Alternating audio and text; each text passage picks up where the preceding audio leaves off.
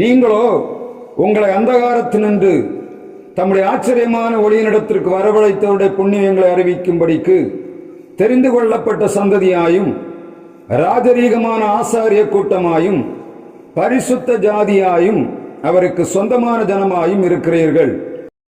நம்முடைய பிதாவாகிய தேவனாலும் குமாரனாய் இயேசு கிறிஸ்துவனாலும் பரிசுத்த ஆவியினாலும் உங்களுக்கு கிருபையும் சமாதானமும் இந்த ஓய்வு நாளின் மதியான பொழுதிலே உண்டாவதாக. 1 பேதுரு 2ஆம் அதிகாரம் 9ஆம் வசனம்.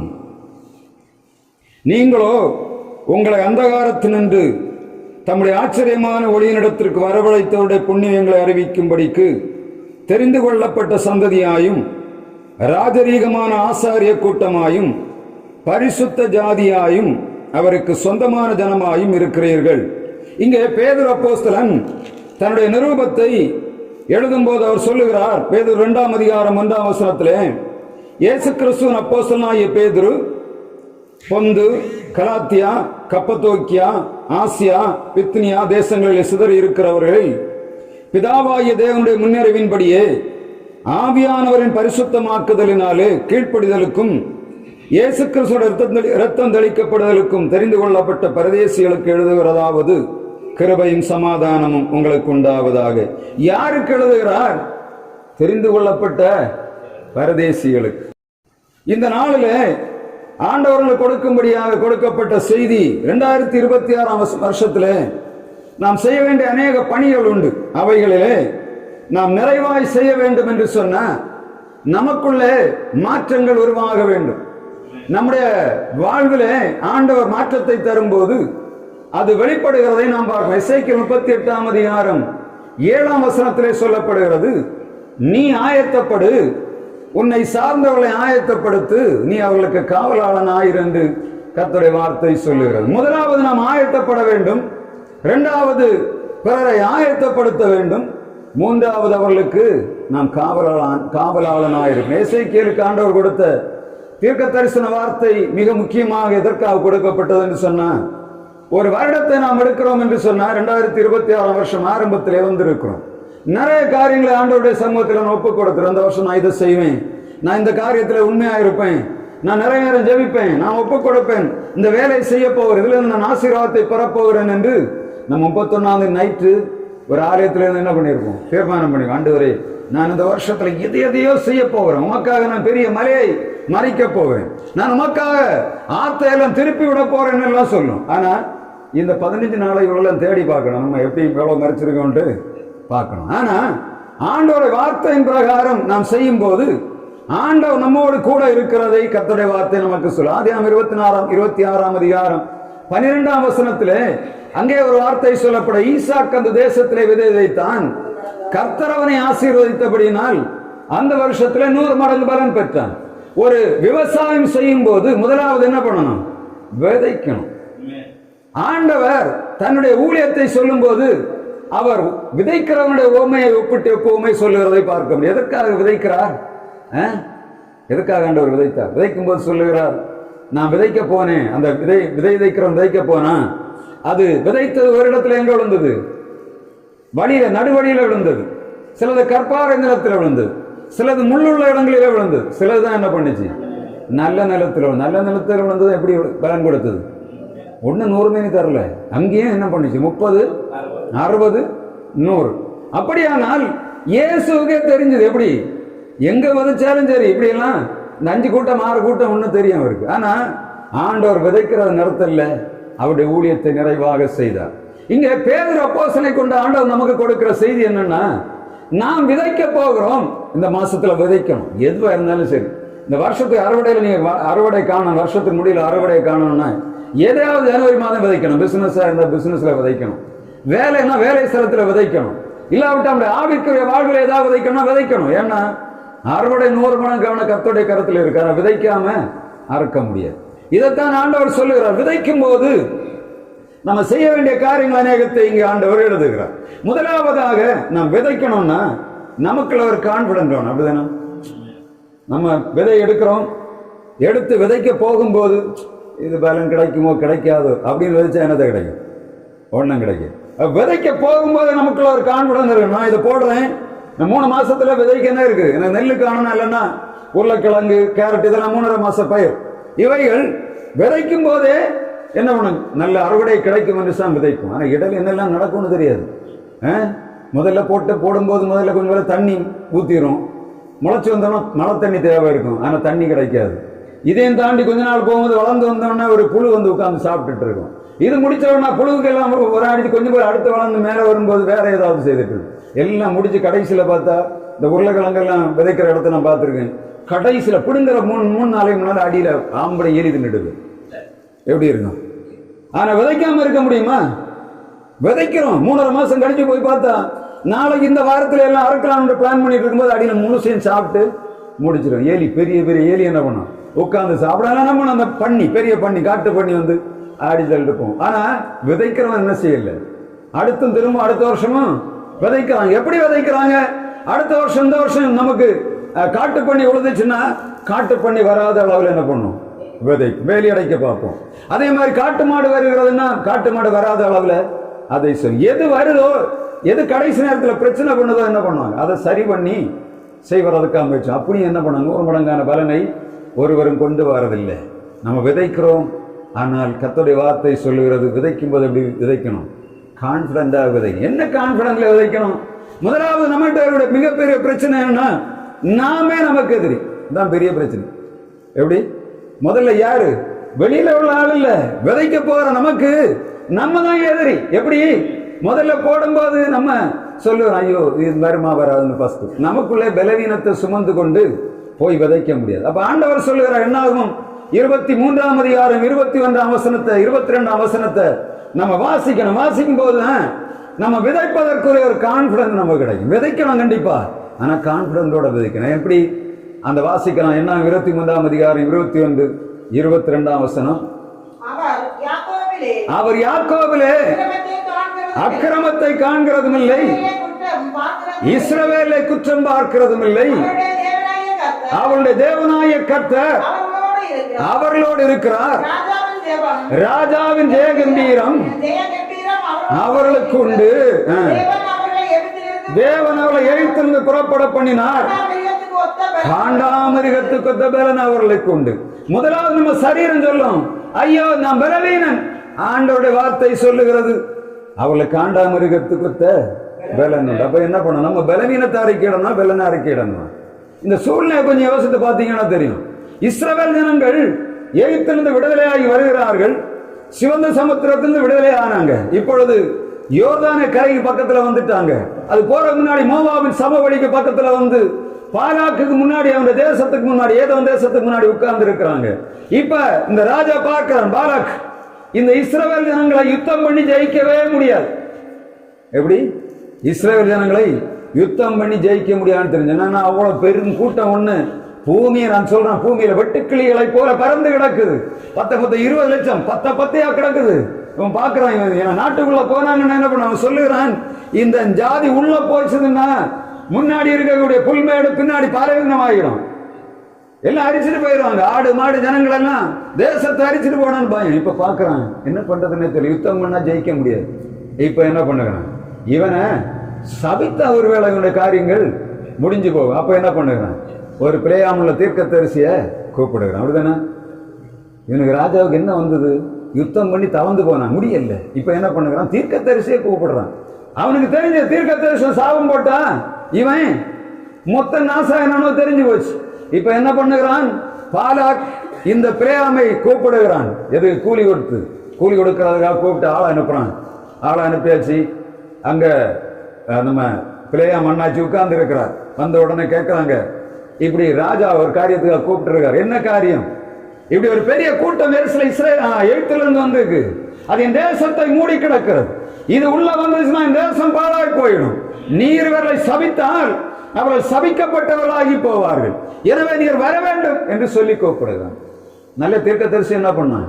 முதலாவது ஆண்டவர்கிட்ட போய், நீ இன்னும் இரவு தங்குங்க, நான் ஆண்டவர்கிட்ட கேட்டுட்டு சொல்றேன். நாங்க இவன் இரவுல ஆண்டவர் சொல்லுகிறார், போகக்கூடாது. ஏன்னா அவருக்கு தெரிஞ்சது யாரு? என்னுடைய ஜனம். ஆண்டவர் சொல்ல, என்னால் தெரிந்து கொள்ளப்பட்ட ஜனம், இவர்களுக்கு நீ போகக்கூடாதுன்னு சொல்லுகிறார். ரெண்டாவது இவனுக்கு என்ன பண்றான்? ரெண்டாவது இவன் பிரஷர் பண்றாங்க.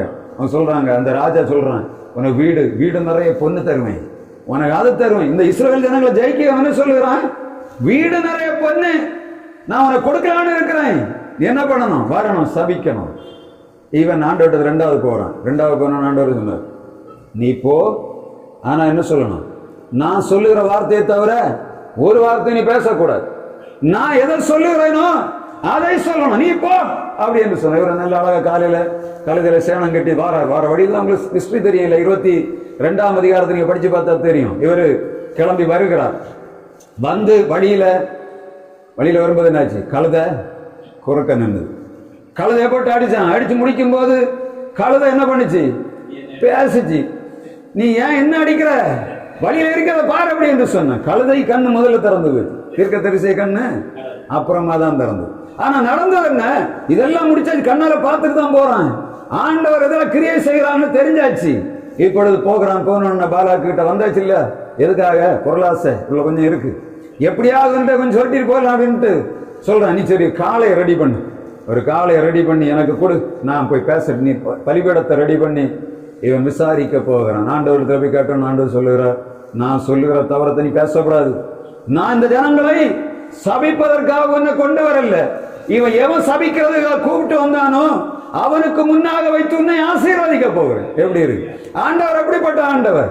அவர் சொல்லுகிறார், நீ சபிக்க அழைக்கப்பட்டாய், இந்த ஜனங்களை நான் என்ன பண்ண போகிறேன்? அவருடைய வாய்க்கு முன் அவர்களை ஆசீர்வதிக்க போகிறேன். எப்படி இருக்கு? வந்தான், முதலாவது சொன்னான். என்ன வார்த்தை? இந்த வார்த்தை தான் சொன்னான். எப்படி? வாசிங்க திரும்ப. சொல்லு. அவர் யாக்கோபிலே அக்கிரமத்தை காண்கிறதும் இல்லை, இஸ்ரவேலிலே குற்றம் பார்க்கிறதும் இல்லை. அவருடைய தேவனாய கர்த்தர் அவர்களோடு இருக்கிறார். ராஜாவின் ஜெயகம்பீரம் அவர்களுக்குள்ளே உண்டு. தேவன் அவர்களை எகிப்திலிருந்து புறப்பட பண்ணினார். காண்டாமிருகத்துக்கு ஒத்த பலன் அவர்களுக்கு உண்டு. யாக்கோபுக்கு விரோதமான மந்திரவாதம் இல்லை, இஸ்ரவேலுக்கு விரோதமான குறி சொல்லுதலும் இல்லை. இங்கே தேவனுடைய வார்த்தை வருகிறது. அவர் சொல்லுகிறார், இஸ்ரவேலில் ஒரு குற்றம் காண்கிறவர் அல்ல, அவருடைய தேவனாய கர்த்தர் அவளோடு இருக்கிறார். ராஜாவின் ஜெயகம்பீரம் அவளோடு இருக்கிறது. காண்டாமிருகத்துக்கு ஒத்த பலன் ஆண்டவர் தம்முடைய பிள்ளைகளுக்கு கொடுத்திருக்கிறார். இப்பொழுது என்ன செய்வது என்று தெரியவில்லை. இவன் ஆசீர்வதிக்க ஆரம்பிக்கும் போது பாலக் பார்த்து கொண்டிருக்கிறான். என்ன செய்யறதுன்னே தெரியவில்லை. ஆசீர்வதிக்கும்படியாக சபிக்கும்படியாக கொண்டு வந்த மனிதன் ஆசீர்வாதத்தை வைக்கிறான்.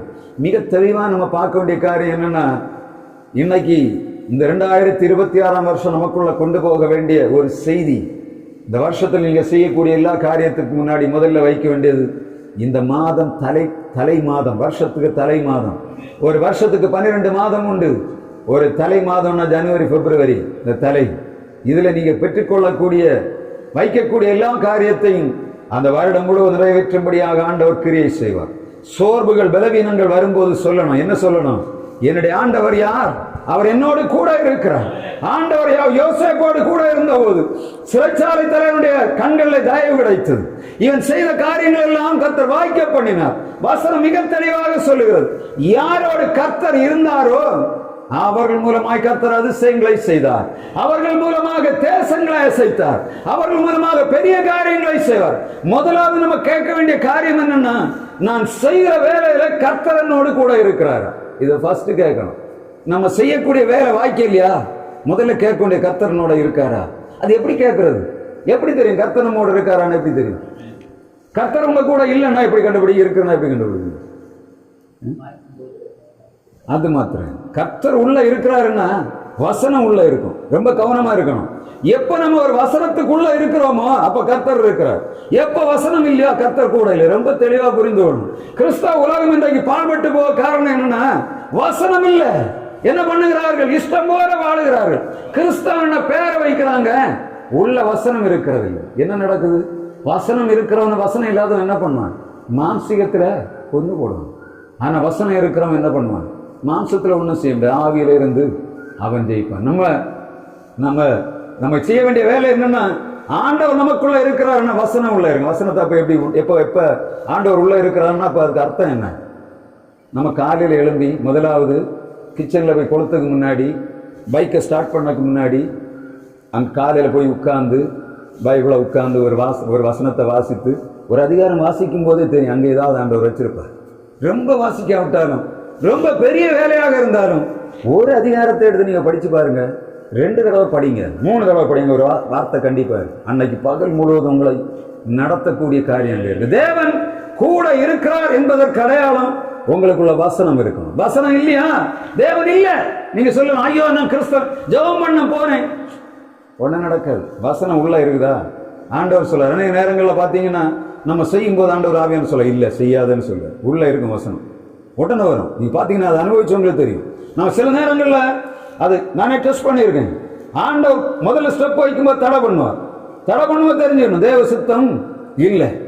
அடுத்தது நம்ம என்ன பண்ணுவோம், இன்னொரு காரியத்தை செய்யும் போது ஆண்டவர் மிக தெளிவாக சொல்லு, சரியா தான் போறேன்னு சொல்லு, நமக்கே தெரியும். ஏன்னா வசனம் நம்ம கையில் இருக்கும். வசனம் இருக்கும்போது என்ன பண்ணுவோம், வசனத்தின் பிரகாரம் நம்ம ஏனதானு செய்யலாம். நம்ம ஒரு வேலையை செய்ய ஆரம்பித்து விட்டு ஆண்டவர்கிட்ட போய் வாக்கு தத்துவத்தை அறிவிக்கிறத விட முதல்ல உட்கார்ந்து வேலை செய்ய போறதுக்கு முன்னாடி ஆண்டவர் இது சரிதானா தவறுதானான்னு உட்கார்ந்து பார்த்தோம்னா நம்ம பாதுகாக்க போறோம். வசனம் உள்ள தேவனாய கர்த்தர் வசனம் சொல்லுது. இந்த பிரேம் தீர்க்கதரிசி சொல்லுகிறான், அவள் தேவனாய கர்த்தர் அவர்களோடு இருக்கிறார். இதுவரை நீங்க தோற்று போயிருக்க 2025 வருஷம் நீங்க சுமந்து வந்திருக்க எல்லாம் பாருங்க. இந்த வருஷத்துல கொஞ்சம் நான் சொல்ல கொஞ்சம் மாற்றி பாருங்க. இந்த வருஷத்துல நான் வீடை விட்டு வெளியிறங்கும் போது ஒரு வசனம் இல்லாம வெளியிறங்க மாட்டேன். அட்லீஸ்ட் ஒரு வசனம் அதை காணாம படிப்பேன். ஒரு வாக்குத்தத்த வசனம் அல்லது எனக்கு தேவையான ஒரு வசனம் இல்லாம நான் வெளியிறங்க மாட்டேன். நீங்க மாறுறீங்களா இல்லை நான் சேலஞ்ச் பண்ணி தரேன். ஏன்னா கர்த்தர் உள்ள இருக்கிறாருன்னா அந்த மனுஷனுக்குள்ள ஒரு வசனம் இருக்கும். கண்டிப்பா என்ன பண்ணும், ஒரு வசனம் இருக்கும். அது என்ன பண்ணும், காலையில் எழும்பி ஆண்டவர் இஸ்ரவேலர்கள்ட்ட சொல்ல, அதிகாலையில் எழும்பி என்னை தேடுகிறவனை கண்டடைவார். முதலாவது செய்ய வேண்டிய வேலை என்ன, கர்த்தர் என்னோடு இருக்கிறாரா என்று தேடி பார்க்கணும். இரண்டாவது வார்த்தை சொல்லுகிறது, அடுத்தது என்னத்த, தேவனாய் கர்த்தர் அவளோடு இருக்கிறார். ராஜாவின் ஜெயகம்பீரம் உள்ளத்துல உண்டு. ராஜாவின் ஜெயகம்பீரம்னா என்னது, ராஜாவின் ஜெயகம்பீரம் எப்படி படிச்சு பார்த்துருக்கீங்களா? ஷவுட் ஆஃப் ஏ கிங் என்று சொல்லப்படுது. ஷவுட் ஆஃப் ஏ கிங் எங்கேயாவது பார்த்துருக்கா? சத்தம், ஒரு கனை ராஜா ஒரு சத்தம் போடுவான். எங்க அந்த சத்தத்தை எங்கேயாவது கேட்டுருக்கீங்களா? ராஜா சத்தம் போடுது. காட்டுல பாருங்க, காட்டுக்கு ஒரு ராஜா உண்டு. அதுதான் சரியான வார்த்தை. சிங்கம் என்ன பண்ணும், அதுக்கு பயம் பசிக்குதுன்னா ஒரு கர்ச்சிக்கும். அதான் ராஜாவை கற்பிச்சு, ஏய் தொடாத, எப்படி இருக்கும், என் பிள்ளை நீ தொடாத, உன்னை என்ன பண்ணிடுவேன், தீர்த்துருவேன். ராஜாவுடைய வார்த்தை அவ்வளவு வல்லமையா. ஆண்டவர் சொல்லும், என் பிள்ளை தொடாத, உன்னை தீர்த்துருவேன். எப்படி, ராஜாவுடைய ஜெயகம்பீரம் தான். அப்ப சொல்லுகிறார், ராஜாவின் ஜெயகம்பீரம் அவளத்துல உண்டு. உங்களுக்கு எதிராக கிரியை செய்ற சத்ரு எவனாக இருந்தாலும் நீங்க சொல்லணும், நீங்க கை நீட்டுறதுக்கு முன்னாடி ஆண்டவர், ஆண்டவரே இவன் எனக்கு எதிராக வந்திருக்கேன், நான் யாரு, உங்களுடைய பிள்ளை, என்னுடைய குற்றத்தை பார்த்து நான் அதே குற்றவாளி தான், நான் எல்லாரும் செய்ய ஐக்கியத்தனை செய்யத்தான் செய்கிறேன். ஆனால் சொல்லணும், நான் யாரு, நான் உடைய ரத்தத்தால கழுவப்பட்டவன். எனவே ராஜாவின் ஜெயகம்பீரம் எனக்கு உண்டாக இருக்கிறது நான் பார்க்கிறேன். அப்ப என்னுடைய யுத்தத்தை யார் நடத்தணும், கர்த்தர் நடத்தணும். ரொம்ப கஷ்டம், ரொம்ப கஷ்டம். நீங்க ஆண்டவருடைய கையில யுத்தத்தை நடத்த விட்டா நீங்க சோர்ந்து போவீங்க. ஏன் தெரியுமா, அவர் நடத்துகிற நேரம் வேற, அவர் நடத்துகிற முறை வேற. நம்ம நினைக்கிற மாதிரி ஒண்ணுமே நடத்த மாட்டார். ஆனா என்ன பண்ணுவார், அவர் நடத்தும் போது பாத்தீங்கன்னா ஒருத்தனை இருக்க மாட்டார். நம்ம தேடி அவங்களுக்கு பின்னாடி போறது, நம்ம ஆண்டவரை கையில விட்டுக்கிட்டு நம்ம அமைதியா இருந்தோம்னா கர்த்தரே எல்லாம் முடிச்சு கடைசியில பார்த்தா நம்ம கண்ணுங்க நம்ம குற்றவாளி இல்லாம தப்பிச்சுவிடும். நம்ம முயற்சி பண்ண போனா நம்ம குற்றவாளி ஆகிவிடும். ரொம்ப கவனமா இருக்கணும். ஏன்னா நமக்கு இந்த வருஷத்துல வருகிற யுத்தங்கள், இந்த யுத்தங்களை கடந்து வந்தபடி நான் சொல்லுகிறேன். நான் இந்த அனுபவங்களுக்குள்ள போனதுனாலதான் இந்த வார்த்தை ஆண்டவர் கொடுத்த போது எனக்கு பயங்கர அதிசயமாக இருந்தது. நம்ம அந்த யுத்தத்தை பண்ணும்போது நம்ம தான் பண்ணணும்னு தோணும், இதை செய்திடலாமா அதை முடிச்சிடலாமா என்று தோணும். ஆனா கடைசியில இல்ல, முடியாத ஆண்டவரே, தீவிரமா அவரை கையில ஒப்ப கொடுத்துட்டோம்னா அவரே செய்வார். எதிராளிகள் என்ன பண்ணுவாங்க, வசனம் தெளிவாக சங்கீதக்காரன் சொல்லுகிறான், என் சத்துருக்களுக்கு முன்பாக நீர் எனக்கு ஒரு பந்தி ஆயத்தப்படுத்தி என் தலையை எண்ணெயால் அபிஷேகம் பண்ணுகிறேன், என் பாத்திரம் நிரம்பி வழிகிறது. கர்த்தர் யுத்தம் பண்ணும் போது என்ன பண்ணுவார், சத்துருக்களுக்கு முன்பாக என்ன பண்ணுவார், நமக்கு ஒரு பந்தி. சாத்தான் எல்லாம் சூழ்ந்து நிற்பான் சத்துரு. ஆனா அவனை வச்சு எதிராக இளம்பனவனை வச்சு அங்க என்ன நமக்கு பந்தி தேவல ஆண்டவர் உருவாக்கி இருப்பார். நம்முடைய ஆண்டவர் யார், ராஜாவின் ஜெயகம்பீரம் உள்ளவர். அவரை யுத்தத்துக்கு நமக்கு முன்பாக இந்த 2026 வருஷத்துல அனுப்பணும். முதலாவது என்ன செய்யணும், கர்த்தரனோடு கூட இருக்கிறார் என்ற உணர்வு வேணும். இரண்டாவது ராஜாவுக்கு பிள்ளை என்ற உணர்வு வேணும். மூணாவது சொல்லப்பட காண்டாமிருகத்துக்கு ஒத்த பலன் அவர்களுக்கு உண்டு. பலன் எவ்வளவு? காண்டாமிருகத்துக்கு ஒத்த பலன் எவ்வளவு இருக்கும்? காண்டாமிருகம் பார்த்துருக்கா? ரைனோசரஸ் பார்த்துருக்கா? கொம்புள்ள ரைனோசரஸ் பார்த்துருக்கா? அது ஒரு குத்துச்சுன்னா ஒரு ஒரு ஒரு காரெல்லாம் தூக்கி தள்ளிடும். ஒரு ஒரு 3 டன் 4 டன்லாம் ஆசால்ட்டா ஒரு கொம்பு ஒரு குத்தி அங்கே தள்ளிடும். தூக்கி தள்ளும்போது பார்த்தா அது பறந்து போகும். ஆனால் சாப்பாடு என்ன சாப்பாடு? அது கறி சாப்பாடு இல்லை. சாப்பாடு என்ன சாப்பாடு? புல்லு தான் சாப்பாடு அதுக்கு. ஆனால் ஆண்டவர் கொடுத்துருக்க பலம் எங்கே இருக்கு? கொம்புல வச்சு குத்தி தள்ளிடும்.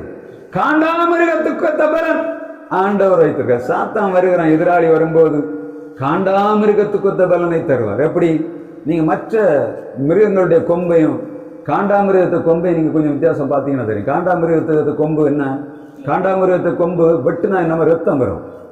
ஆனா மற்ற மிருகங்களுடைய கொம்பு வெட்டும் போது ரத்தம் வராது. எப்படி உங்களுக்கு தெரியுமா? ஒரே நகம் தான், ஒரே கொம்பு தான். இந்த நகத்துல இந்த முனியை விட்டா ரத்தம் வருமா? வராது. ஆனா உள்ள விட்டுனா ரத்தம் வரும். இதுதான் ரெண்டுக்கும் உள்ள வித்தியாசம். மற்ற மிருகங்களுடைய கொம்பு இந்த மாதிரி இருக்கும், காண்டாமிருகத்தை கொம்பு இந்த மாதிரி. அப்ப என்ன அர்த்தம்? இதை வெட்டுனா ரத்தம் வரும். ஆனா அவ்வளவு பலவீனமான அந்த கொம்பு காண்டவர் கொடுத்திருக்க வல்லமை மிகப்பெரிய. யானையா இருந்தாலும் தூக்கி தள்ள முயற்சி பண்ணிடும். ஏன்னா 4 டன் 3 டன் இருக்கும். ஒரு யானை வந்து சாதாரண கையில வைக்குதுன்னா தூக்கி தள்ளிடும். சிங்கத்தை சும்மா அப்படி ஃப்ரண்ட்ல கிடச்சுன்னா தீர்ந்தது சிங்கம், தூக்கி அங்க தள்ளும். காண்டாமிருகத்துக்கத்தை பலனை ஆண்டவர். 3 முக்கியமான காரியங்கள் ஆண்டவர் என்று சொல்லுகிறார். பிள்ளையாமை கொண்டு சொல். தேவ பிள்ளைகளாய் நமக்கு ஆண்டவர் கொடுத்திருக்கிற மிகப்பெரிய ஆசீர்வாதம் அதான். அந்த வருஷத்துல நம்ம செய்யக்கூடிய யுத்தங்களுக்கு முன்பாக நம்ம சொல்லணும், ஆண்டவரே நீர் என்னோடு கூட இருக்கிறேன். ராஜாவின் ஜெய கம்பீரம் எனக்கு உண்டு, காண்டாமிருகத்துக்கு பலம் எனக்கு உண்டு. பலவீனம் சரீரத்துல இருக்கு, ஆனா சொல்லணும், ஆண்டவர் எனக்கு பலம் தந்திருக்கிறார். சாதாரண பலம் இல்ல, காண்டாமிருகத்துக்கு பலனை எனக்கு தந்திருக்கிறார் சொல்ல. காரணம் என்ன தெரியுமா? அவர் சொல்லுறார், முதல்ல சொல்லுறார், இஸ்ரவேலிலே குற்றம் காணுகிற மகா யோக்கிய பயலுக. அப்படிதானே? இஸ்ரவேல் ஜனங்கள் ஆண்டவர் நடத்திட்டு வர்றாரு, கண்ணுக்கு முன்னாடி நடத்திட்டு வர்றாரு. பகல்ல மேகஸ்தம்பம் அப்படி இருக்கு, மற்ற ஜனங்கள் எல்லாம் வெயில் அடிக்குது. இவங்க போற இடத்துல எப்படி இருக்கு? நவல் இருக்கு. இரவு நேரத்துல பாக்குறாங்க, பின்னாடி அவர் என்ன பண்ணுறார்? அக்னி ஸ்தம்பத்தை நடத்துறார், வெளிச்சத்தை முழுசா கொடுக்கிறார். மற்ற இடம்லாம் இருட்டாகிற கண்ணால பார்த்துட்டு தான் இருக்கிறாங்க. ஆனாலும் என்ன பண்றாங்க? ஆண்டவரை மறுதளிக்கிறாங்க. அதே மாதிரி கறி கேட்டாரு, இறைச்சி கேட்டாரு, நல்ல சூப்பர் காடகறி கொடுத்தாரு. காடகறி எப்படி? ஐயோ அதை எக்ஸ்பிளைன் ரொம்ப மோசமா இருக்கு. ஆனா என்ன பண்றாங்க? கொஞ்சம் குறைவு வந்தவன முறுமுறுக்கிற கூட்டம். அதான் அவர் சொல்லுகிறார், இங்க சொல்லுகிறார், இஸ்ரவேலிலே அவர் குற்றம் காண்கிறது இல்லை. நம்ம காரியங்கள் எல்லாம் ஆண்டவருக்கு தெரியும். பலவீனமான மனுஷன் நான் என்ன பண்ணுகிறேன்? இந்த காரியத்தை செய்கிறேன். இதுக்கு அடுத்தது இன்னொன்னு நம்ம படித்தோம். 1 பேதுரு 2ஆம் அதிகாரம் 9ஆம் வசனத்தை நாம் வாசிக்கலாம். 1 பேதுரு 2ஆம் அதிகாரம் 9ஆம் வசனம். நீங்களோ உங்களை அந்தகாரத்தினின்று தம்முடைய ஆச்சரியமான வழிநடத்துக்கு புண்ணியங்களை அறிவிக்கும்படிக்கு தெரிந்து கொள்ளப்பட்ட சந்ததி, ராஜரீகமான ஆசாரிய கூட்டம், பரிசுத்த ஜாதி, அவருக்கு சொந்தமான ஜனங்கள் இருக்கவில்லை, இப்பொழுது அவருடைய ஜனங்களாக இருக்கிறீர்கள். இரக்கம் பெறாதவர்களாக இருந்தீர்கள், இரக்கம் பெற்றவர்களாக இருக்கிற. இப்ப என்னன்னா, இங்க ஆண்டவர் மிக முக்கியமான ஒரு காரியத்தை சொல்லுகிறார். தேவ பிள்ளைகளாகி நாம் ஜெயிக்க வேண்டும் என்று சொன்னா, முதலாவது ஆண்டவர் நம்மோடு கூட இருக்கிறார் என்ற உணர்வு, 2வது ராஜாவின் ஜெயகம்பீரம் நமக்கு இருக்கிறது, 3வது காண்டாமிருகத்துக்கு ஒத்த பலன். இவைகளை கொடுத்து விட்டு ஆண்டவர் சொல்லுகிறார், we are chosen generation, நான் தெரிந்து கொள்ளப்பட்ட சந்ததி. எங்கிருந்து தெரிந்து கொண்டார்? முன்னே எப்படி இருந்தோம்? பாவத்துக்குள்ளே கிடந்தோம், முன்னாடி அக்கிரமத்துக்குள்ளே கிடந்தோம், இரக்கம் பெறாதவர்களாக கிடந்தோம். இப்பொழுது ஆண்டவர் சொல்லுகிறார், you are a chosen generation. chosen generation யாரு? ஆபிரகாமை ஆண்டவர் தெரிந்தெடுத்து கொண்டு வருகிறார். இதுல மிக முக்கியமா கவனிக்க வேண்டியது என்னன்னா, மிக அற்பமாக கிடந்தவர்களை ஆண்டவர் தெரிந்தெடுக்கிறார். அப்படிதானே? நீங்க முன்னாடி இரக்கம் பெற்றவர்களா இல்லை. ஆண்டவர் சொல்லுகிறார், நான் உங்களை தெரிந்தெடுத்தது நீங்கள் பெரிய ஜாதி.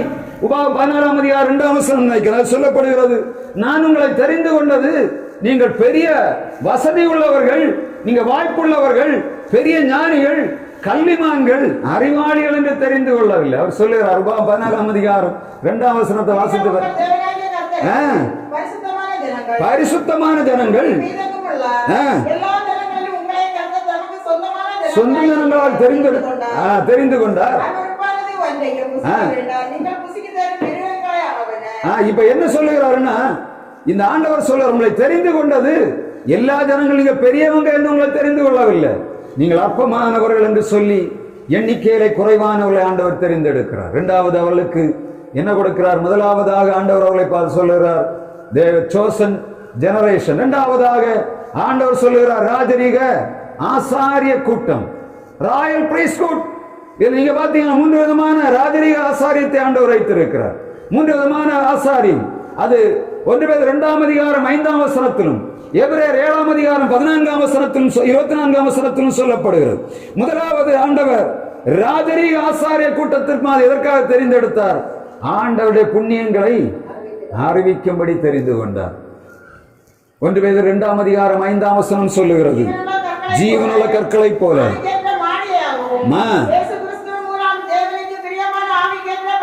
ஆவிக்கேற்ற பலிகளை செலுத்தும்படி பரிசுத்த ஆசாரிய கூட்டமாக தெரிந்து கொண்டார். எபிரேயர் 7ஆம் அதிகாரம் 24ஆம் வசனம் நித்திய அன்சேஞ்சபிள் பிரீஸ்ட்ஹுட் என்று சொல்லப்படுகிறது. மாறாத ஆசாரியத்துவம். 3 விதமான ஆசாரியத்தை ஆண்டவர் அங்கே வைத்திருக்கிறார். முதலாவது பரிசுத்த ஆசாரியத்துவம், அதுல பலி செலுத்தும்படியான வாய்ப்புகளை லேவியருக்கு கொடுத்தார். இரண்டாவதாக இந்த எபிரேயர் நிருபத்திலே சொல்லப்படுகிறது, நித்திய ஆசாரியராக ஆண்டவர் நித்திய ஆசாரியத்தை ஏற்படுது. எதற்காக? ஆசாரிய ஊழியம் செய்யும்படியாக. ஆனால் நம்மை ஆண்டவர் எதற்காக தெரிந்து கொண்டார்? ராஜரீக ஆசாரிய கூட்டமாக தெரிந்து கொண்டார். அது எதற்காக? வசனம் சொல்ல 2:9 சொல்லுகிறது, நீங்களோ உங்களை ஆண்டவர் அந்த இருளின் அதிகாரம் அந்த காலத்திலிருந்து ஆண்டவர் தெரிந்தெடுத்து ஆச்சரியமான ஒளியிடத்தில் கொண்டு வந்து புண்ணியங்களை அறிவிக்கும்படி, ஆண்டவருடைய புண்ணியங்களை அறிவிக்கும்படி ஆண்டவர் நம்ம என்ன பண்ணார்? தெரிந்து கொண்டார். அப்படித்தானே ஆண்டவருடைய வார்த்தை சொல்லுகிறது. நம்முடைய ஆண்டவர் நம்மை ராஜாரிய ஆசாரிய கூட்டமாக தெரிந்து கொண்டதற்காக நாம் ஆண்டவருடைய புண்ணியங்களை அறிவிக்கணும். இது கண்டிப்பா நம்ம செய்யணும். நம்மை ஆண்டவர் எதற்காக தெரிந்து கொள்ளுகிறார்? அவருடைய புண்ணியங்களை அறிவிக்கணும். சும்மா விளையாட்டுக்கு நம்ம ஆண்டவர் தெரிந்து கொள்ள. Chosen generation, Royal priesthood. 3வது ஆண்டவருடைய வார்த்தை சொல்லுகிறது, பரிசுத்த ஜாதி. யாத்திராகம் 19ஆம் அதிகாரம் 6ஆம் வசனத்திலே ஆண்டவர் தம்முடைய பிள்ளைகளை பரிசுத்த ஜாதியாக தெரிந்தெடுத்து அந்த சீனாய் மலையிலே கொண்டு வந்து 20ஆம் அதிகாரத்தில், யாத்திராகம் 20ஆம் அதிகாரத்திலே கட்டளைகளை கொடுக்கிறதை பார்க்க முடியும். ஏன்? ஆண்டவர் பரிசுத்த ஜாதி. வசனம் சொல்லுகிறது, நான் பரிசுத்தராக இருக்கிறது போல நீங்களும் எனக்கேற்ற பரிசுத்தராக இருங்கள். வசனம் சொல்லுகிறது, பரிசுத்தம் இல்லாமல் தேவனை ஒருவனும் தரிசிப்பதில்லை. அப்ப ஆண்டவர் நம்ம என்ன செய்கிறார்? பரலோக ராஜ்யத்துக்கு ஆயத்தமாக மாறும்படியாக நம்மை பரிசுத்த ஜாதியாக தெரிந்தெடுத்து கொண்டு வந்திருக்கு. எதற்காக? அவருடைய புண்ணியங்களை அறிவிக்கும்படியாக. அடுத்த கடைசியாக சொல்லப்படுகிறது, அவர் நம்மை தம்முடைய சொந்த ஜனமாக தெரிந்து கொண்டார். சொந்த ஜனமாக தெரிந்து கொண்டார். சொந்த ஜனம்னா எப்படி? சொந்த ஜனம்னா எப்படி? யாராவது யோசித்து பார்த்துருக்கீங்களா? சொந்த ஜனம், பெக்யூலியர் பீப்புள். ஆங்கிலத்தில் பெக்யூலியர் பீப்புள்னு சொல்லுவோம். பெக்யூலியர்னா விசேஷமான ஜனங்கள். அவங்க செய்கிற உலக மனுஷனு எப்படி இருக்கும்? கேவலமாக இருக்கும். சில நேரத்தில் பார்த்தா நம்ம ஒரு ட்ராக்ஸ் எடுத்து வெளியே பைத்தியம் பிடிச்சவன்னு சொல்லுவாங்க. இல்லை நம்ம ஊழியக்காரன் பார்த்து பரதேசி பயிலன்னு சொல்லுவாங்க. பார்த்துருக்கா? மற்றவர்களை பார்த்து நம்ம எப்படி இருக்கும்? Peculiar people. அப்படி தானே? வெள்ளை அடித்து வெள்ளை துணி போட்டிருந்தா என்ன சொல்லுவாங்க? எல்லாம் சொல்றாங்க. இல்ல, ஏன்? ஆண்டவர் இவைகளை எல்லாம் கொடுத்து விட்டு நம்மை பெக்யூலியர் பீப்புளாக தெரிந்தெடுத்தார். எதுக்காக? ஒரு பெக்யூலியர் வேலை நம்ம கையில தந்துருக்கார். என்ன வேலை? இருக்கிற இடங்கள்ல யாருக்கா 4 பேருக்கு ஆண்டவரை பற்றி சொல்லணும். அதான் என்ன இவ்வளவு செய்தி. என்ன பண்ணணும்? இங்க விதைக்க ஆரம்பிக்கணும். கிடைக்கிற நேரத்தில் ஆண்டவருக்காக நீங்க ஏதாவது செய்யும் போது ஆண்டவருடைய ஆசீர்வாதம் நிறைவாய் தங்குவதை நாம் பார்க்க முடியும். ஆண்டவர் நம்மை எல்லா ஆசீர்வாதங்களையும் தருவார். எதற்காகனா நம் ஆண்டவருடைய ராஜ்யத்தை கட்டி எழுப்ப வேண்டும். பழைய ஏற்பாட்டு காலத்தில் இந்த பரிசுத்த ஆசாரிய கூட்டம் இருந்தது. அவர்கள் லேவியரும் ஆசாரியர்கள். நித்திய ஆசாரியத்த கூட்டம் இருந்தது, ஆசாரிய ஊழியம் செய்யும்படியாக.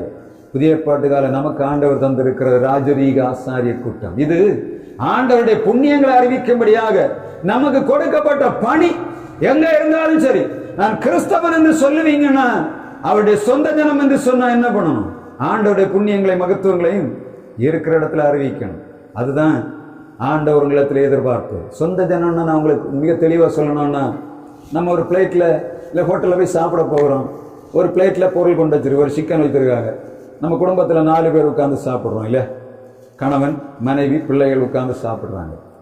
இதில் இன்னொரு ஆள் நம்ம சொந்தத்தில் ஒரு அக்கா தங்கச்சி குடும்பமாக இருந்தாலும் ஒரு ஆள் வந்து கை வச்சா எப்படி இருக்கும்? இருக்குமா? சொந்த ஜனம்னா தான் ஆண்டவர் என்ன செய்கிறார், அவரை சொந்த ஜனம், அவர் சாப்பிட்ற சாப்பாடை நம்ம கை வைக்கிறதுக்கு அவருக்கு அருவருப்பு இல்லை. அவர் தம்முடைய சொந்த ரத்தத்தை நமக்காக தந்தார், அவருடைய சொந்த சரீரத்தை நமக்காக தந்தார். எதற்காக? நாம் ஆண்டவருடைய புண்ணியங்களை அறிவிக்கும்படியாக. நம்ம ஒரு சொந்த ஜனமாக வைத்திரு. பிளேட்ல சாப்பாடு எடுத்து வைக்கும்போது நினைக்கணும், எப்படி நான் யாரு? இயேசுடைய ரத்தத்தால் மீட்கப்பட்ட சொந்த ஜனம். அப்போ என்ன பண்ணணும்? அந்த உணர்வு வேணும். நம்ம சரீரத்தில் நோய்கள், பலவீனங்கள், நம்முடைய வாழ்வின் போராட்டங்கள் அநேகம் உண்டு. ஏன்னா உலகத்தில் தான் வாழுகிறோம். போராட்டம் இல்லாத வாழ்க்கை இல்லை, போராட்டம் இல்லாட்டாத வாழ்க்கையும் இல்லை. எப்படி? தப்பா இருக்கோ? போராட்டம் இல்லாம வாழ்க்கை இல்லை, போராட்டம் இல்லாட்டாத வாழ்க்கையும் இல்லை. உண்டா இல்லையா?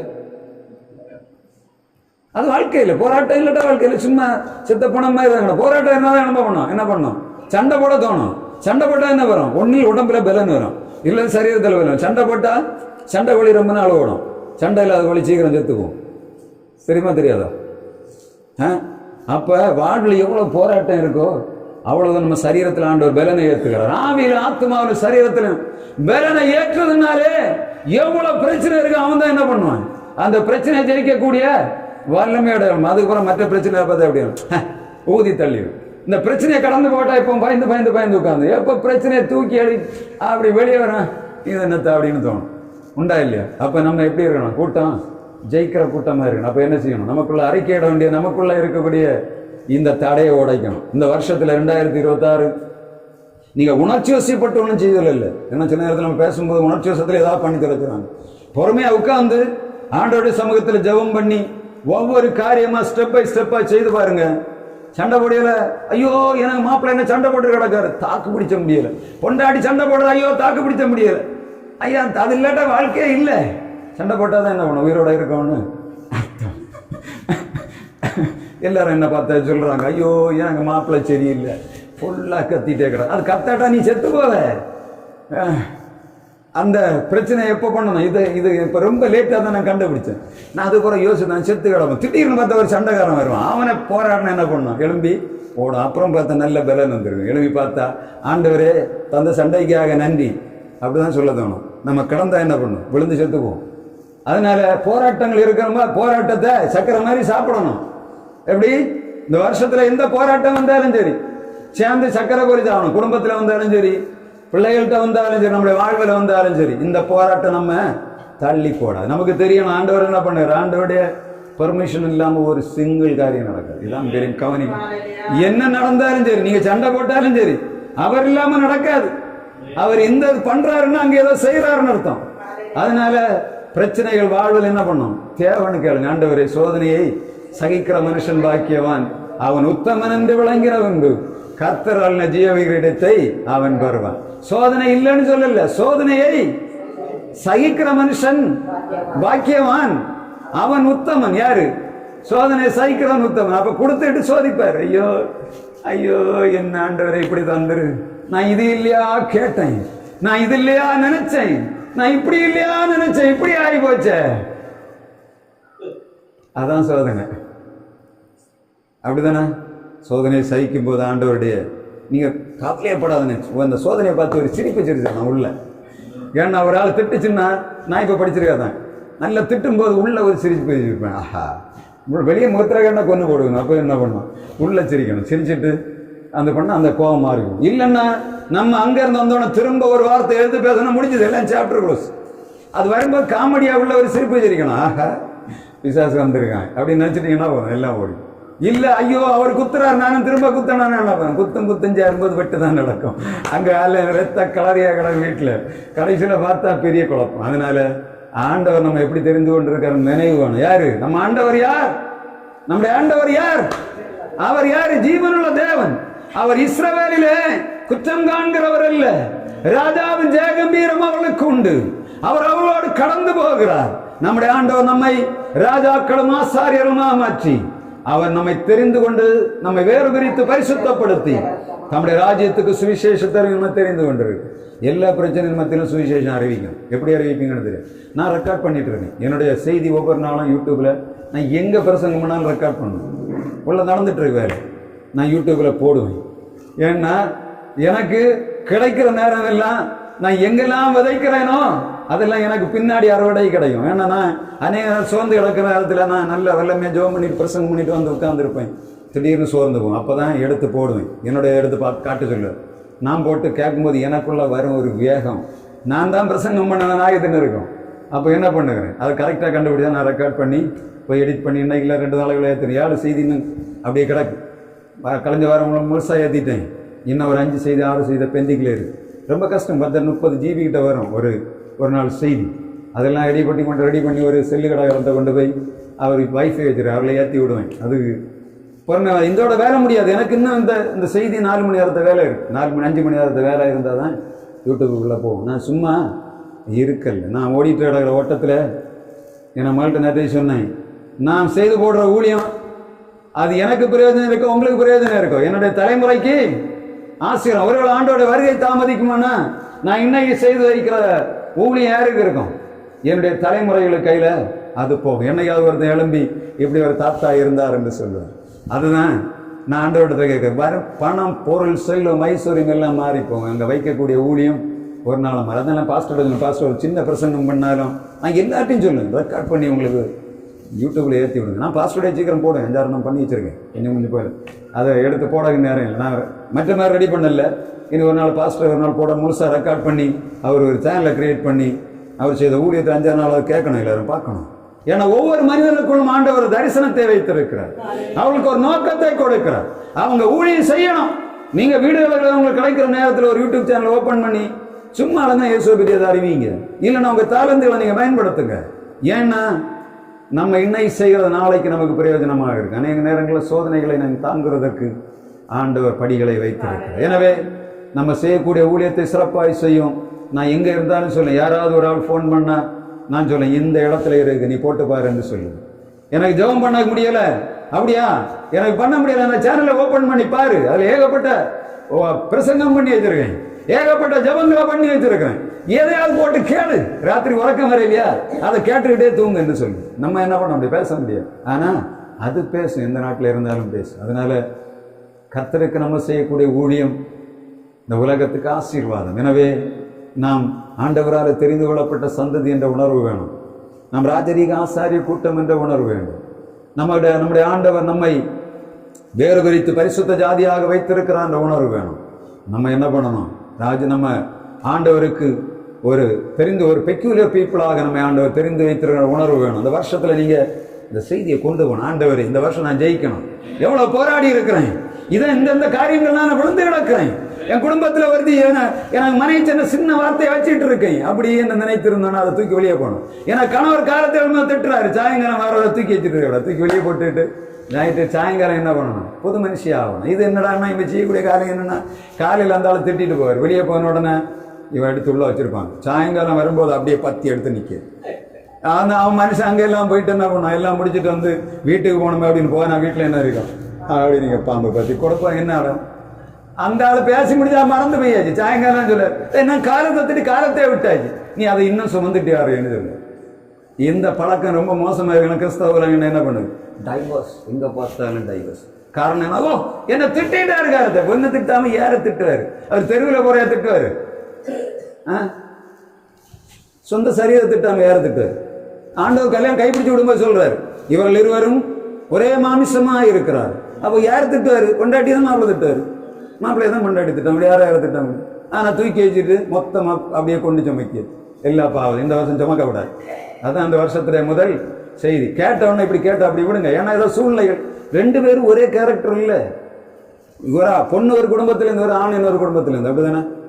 2 பேரும் வளர்ப்பு எல்லாமே வித்தியாசமா இருக்கு. அப்ப என்ன பண்ணணும், ஒரு சிரிப்பு சிரிக்கணும், இது அப்படி இது அப்படி, அவ்வளவு முடிச்சுட்டு என்ன பண்ணணும், விட்டுட்டு போனா வாழ்வில் நிறைய ஆசீர்வாதம். நம்ம நிறைய பாரங்களை சுமந்து வருது. இதயங்களை பாரங்களை சுமக்காதபடி ஆண்டவரை சுமந்து கொண்டு போவோம். கர்த்தர் பெரிய காரியங்களை செய்வார். 2025 வருஷம், 26 வருஷம் உங்களுக்கு ஜெயத்தின் வருஷம். நான் உறுதி கூறுகிறேன், நீங்கள் இதை ஃபாலோ பண்ணணும். ஃபாலோ பண்ணும்போது உங்களுடைய சரீரத்தில் பலவீனங்கள் நிற்காது. ஏன்னா காண்டாமிருகத்துக்கு பலனை தந்திருக்காருன்னு சொல்லி பாருங்க, எங்கேருந்து வருது அதெல்லாம் தருவார். எல்லா காரியங்களையும் ஆண்டவர் நிறைவாய் தருவார். எனவே இந்த வருஷத்தில் நம்மை யாருன்னு அறிந்து கொள்ளணும்.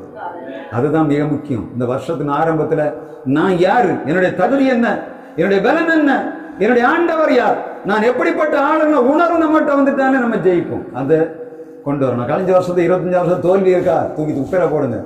இந்த வருஷம் ஜெயிக்க போகிறேன், ஆண்டவர் இவைகளை எனக்கு தாரும் என்று கேட்போம். பிரசவிச்சிருவங்களேன்னு தான் சொல்கிறேன். இந்த வருஷம் பெரிய காரியத்தை நம்முடைய வாழ்வில் ஆண்டவர் செய்யும். அதை தொடர்ந்து வார்த்தைகளால் இடைபடுவாராக.